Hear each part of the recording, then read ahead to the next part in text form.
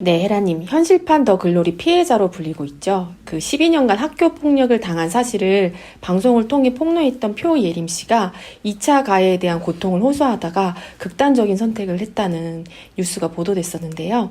저희가 헤라님께 이 사연에 대해서 어떻게 생각하시나 이렇게 여쭤봤었는데, 그때 헤라님께서 어떤 사람이 피해자라고 얘기할 때 사실은 동시에 가해자이기도 하다, 이런 맥락의 대답을 해주셨는데, 이 쇼츠를 본 많은 분들께서 이해가 안 간다. 아니, 피해자를 왜 가해자로 만드시냐. 이런 내용의 댓글을 아주 많이 다셨어요.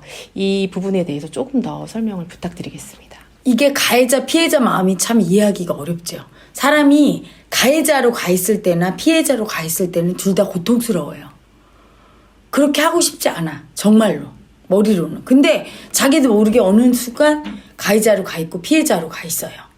왜 그러냐면 마음은 이분법적이지 않아요. 하나예요. 가해자 피해자 마음과 하나. 이게 하나. 열등이 유월이 마음 하나. 여성성 남성성 하나. 그래서 이게 주위에서 보면 여성스러운 여자일수록 속에 남성성이 세고 남자다운 남자일수록 섬세하고 여성성이 세죠. 그렇죠?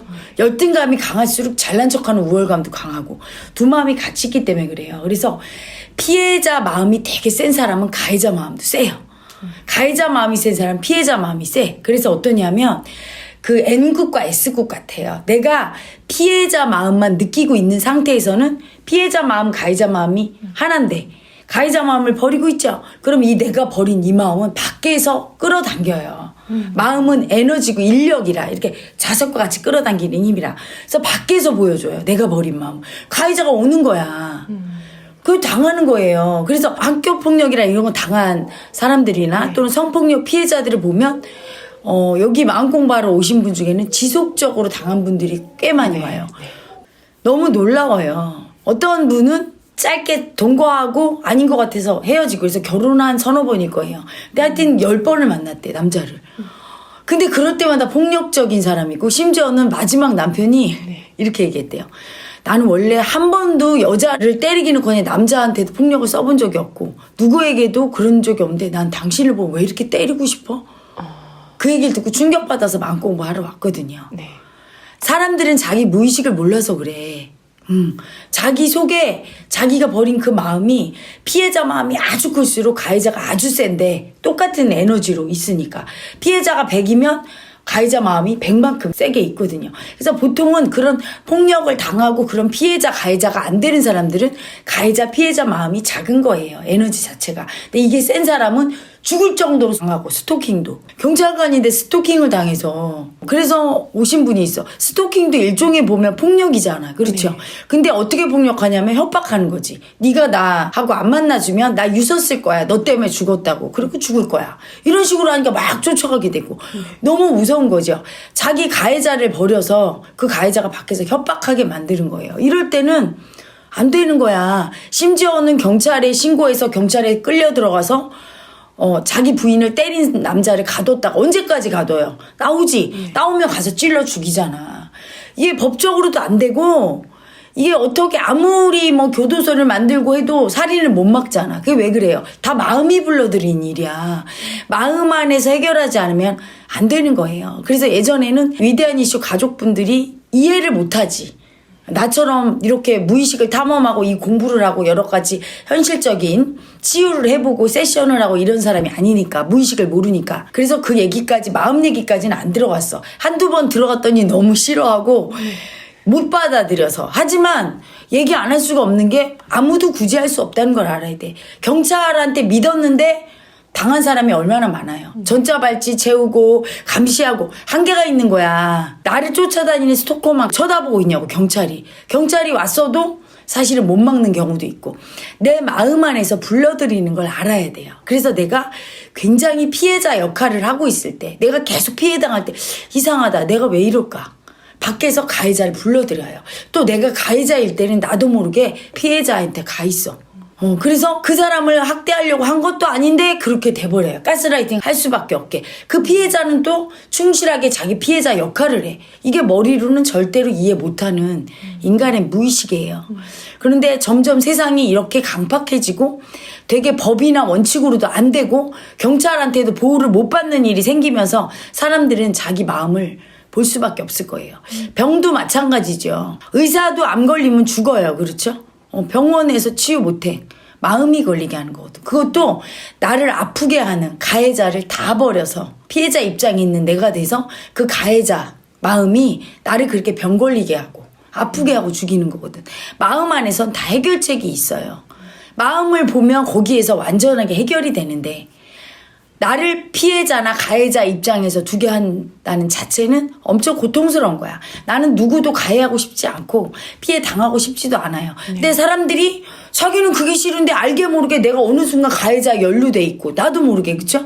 피해자가 돼 있고 그러죠. 살면서. 그건 뭐냐면 무의식 속에 피해자와 가해자 마음이 딱 하나로 그 마음이 올라올 때 나도 모르게 피해자 입장에 가 있거나 가해자 입장에 가 있게 되는 거야. 내가 버린 그 내 속의 가해자 마음 피해자 마음을 알아차리고 인정할 때 현실이 사라져요.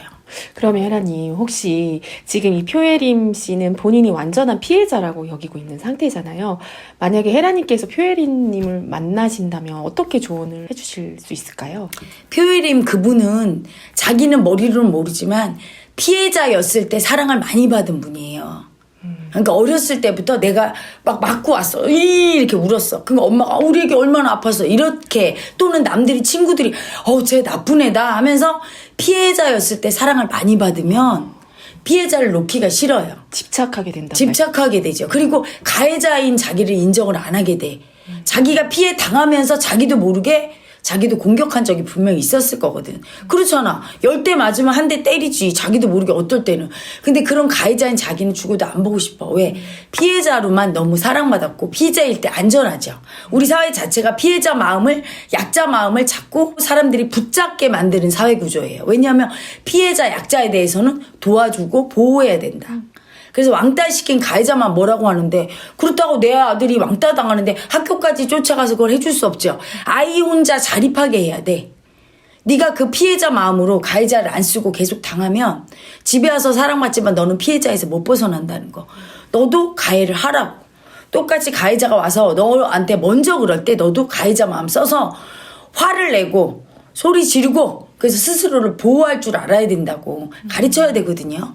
근데 무조건 피해자는 착한 것처럼 그리고 가해자는 나쁜 것처럼 하니까 피해자는 피해자 마음에 집착해서 이거로 사랑받으려고 하고 자기를 보호하지 못하는 거야.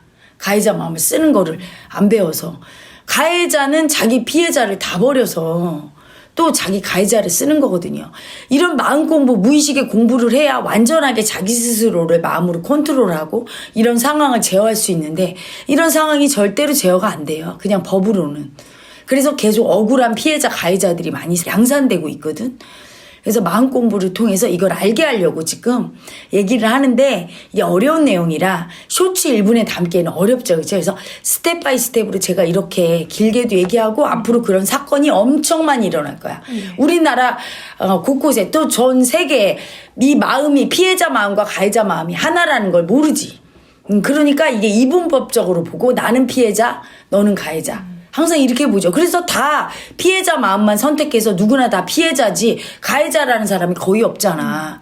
그게 뭐냐면 피해자 가해자 마음이 하나인데 자기가 하나 선택하는 거야. 이때 피해자가 되는 거예요.